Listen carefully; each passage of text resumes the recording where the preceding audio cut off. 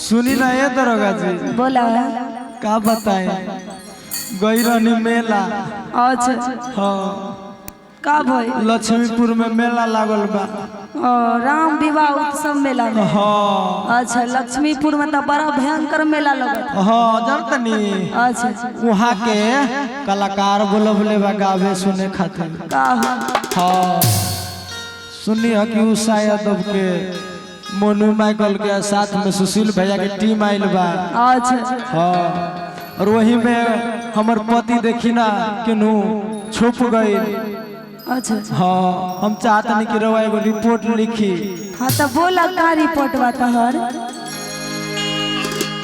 अरे सोच सोच जिया हमरो अरे राजा का हमरा रजाऊ के खोज दी ना ये दरोगा जी हाँ तो लिखाई ना रिपोर्ट लिखी ना बोला कि सोच सोच जिया हमरो अरे काहे घबराता दरोगा जी हो अच्छा अरे 4 दिन से पिया बाबा न पाता दरोगा जी हो 4 दिन से पिया बाबा न पाता सोच सोच दिया हमरो सोच सोच दिया हमरो काहे घबराता दरोगा जी हो सुनी ना बोला तनी उठा ली ना अपन कलम तो बोला ना अपन प्रॉब्लम यहाँ लिखावा तब तो दरोगा जी हो अच्छा 4 दिन से पिया बाबा न पाता दरोगा जी हो 4 दिन से पिया बाबा न पाता अरे जियो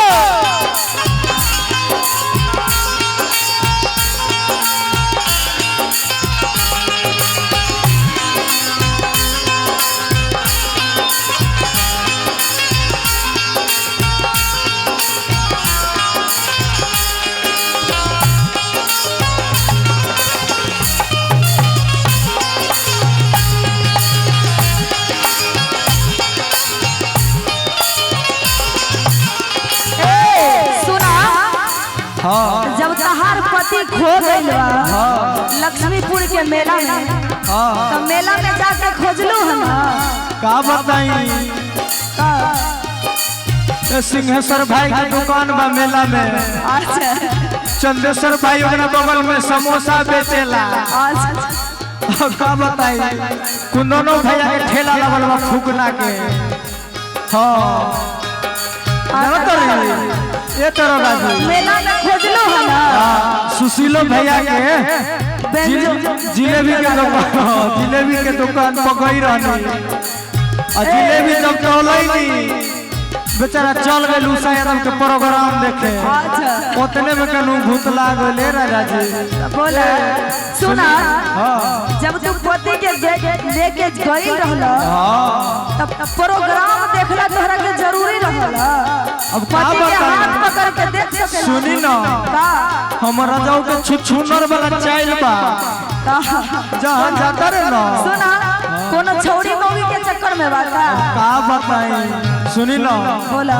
शहर में खोजनी बजरिया बजरिया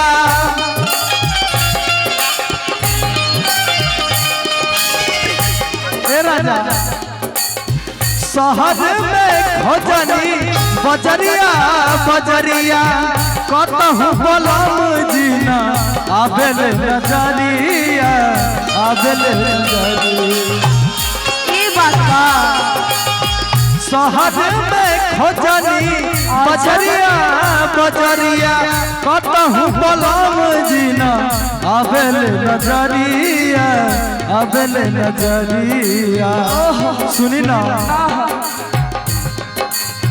एगो ननका बा अच्छा वो रोतर जिलेबी खातिर अच्छा का बताई की ना देले जिलेबी अब का बताई सुशील भैया उधारे देबो बोला एगो बैलून खातिर लोग बता कुंदन भैया के कहता नहीं एगो दे दो। अच्छा हाँ शंभू भैया के पता बा चना भैया के ठेला बा। हाँ शहर में खोजनी बजरिया बजरिया कतहु बलम जीना आबेल नजरिया आबेल नजरिया।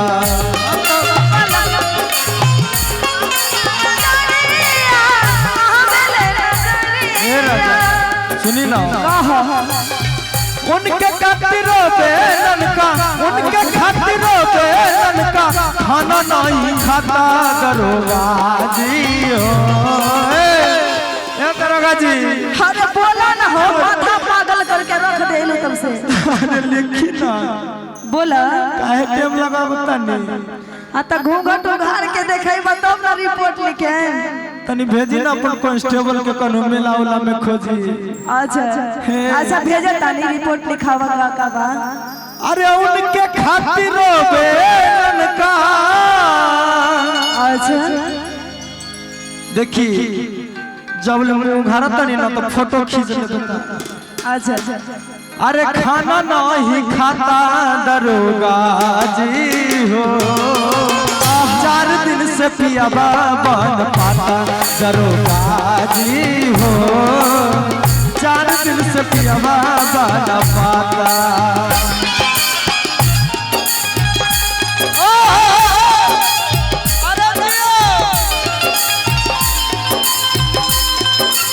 क्या बात है सुशील भैया जिया।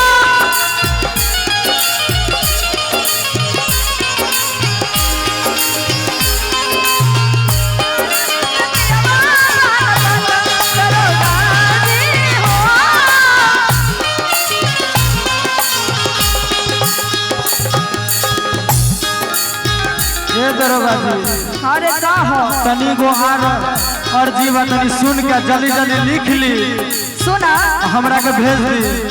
इतना माथा पागल करवा ना हाँ तो घूस बढ़ जाई और हाँ घूस देवा।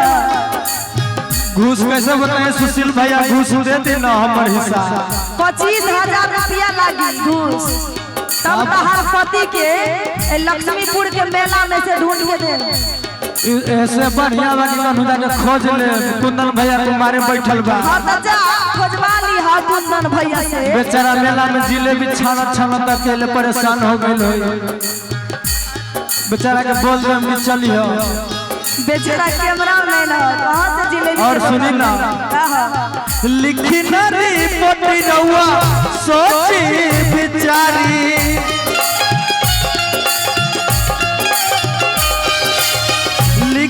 रिपोर्ट रहुआ सोची बिचारी हमारा बलम जी के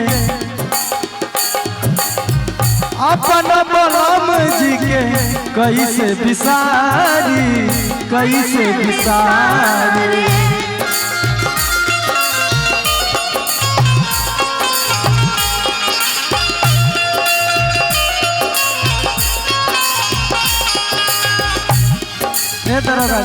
अरे का हो लिखी ना रिपोर्ट रहुआ सोची बिचारी अपन बलम जी के कैसे बिसारी कैसे बिसारी।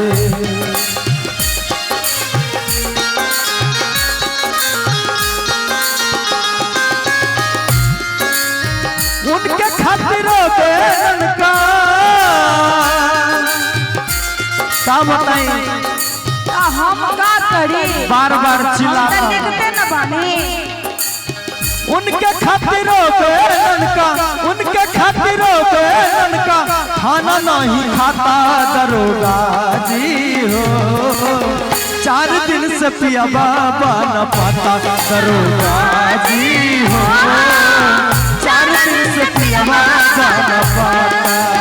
सोच सोच दिया हमरो